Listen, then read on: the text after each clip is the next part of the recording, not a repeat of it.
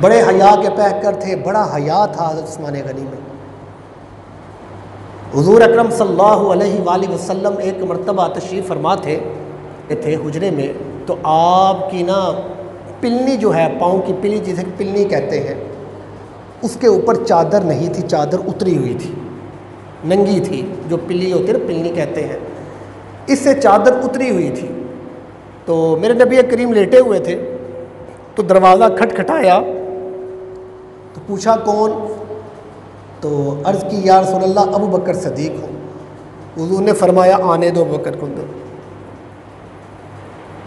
میرے نبی کریم ویسے ہی لیٹے ہوئے تھے، حضرت ابو بکر صدیق آگے حضور کے پاس بیٹھ گئے۔ تھوڑی دیر بعد پھر دروازہ کھٹکھٹایا، پوچھا کون؟ کہا عمر فاروق۔ یا رسول اللہ عمر آیا ہوں۔ حضور نے فرمایا عمر کو بھی اندر آنے دو۔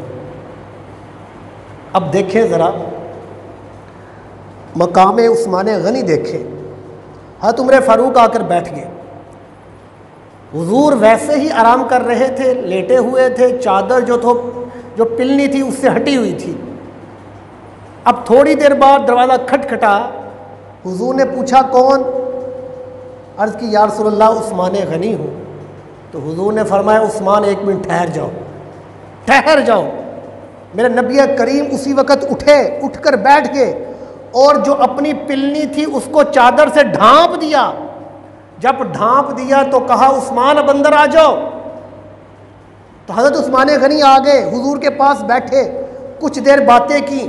جب باتیں کر کے عثمان غنی چلے گئے تو صحابہ اکرام عرض کرنے لگے یا رسول اللہ ذرا بتائے تو صحیح، جب آپ بیٹھے ہوئے لیٹے ہوئے تھے، آپ کی پلنی مبارک جو تھی اس سے چادر ہٹی ہوئی تھی، صدیق آئے آپ ویسے ہی لیٹے رہے، عمر آئے آپ ویسے ہی لیٹے رہے، لیکن جیسے ہی عثمان آئے آپ نے ان کو روک دیا اور اپنی چادر سے اپنی پلنی کو ڈھک دیا، یہ کیا معاملہ ہے؟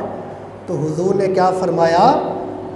صحابہ عثمان وہ ہے کہ جس سے اللہ کے فرشتے حیا کرتے ہیں، اللہ کے فرشتے جس سے حیا کرتے ہیں اس سے میں کیوں نہ حیا کروں؟ ایک جگہ پر یہ بھی کہا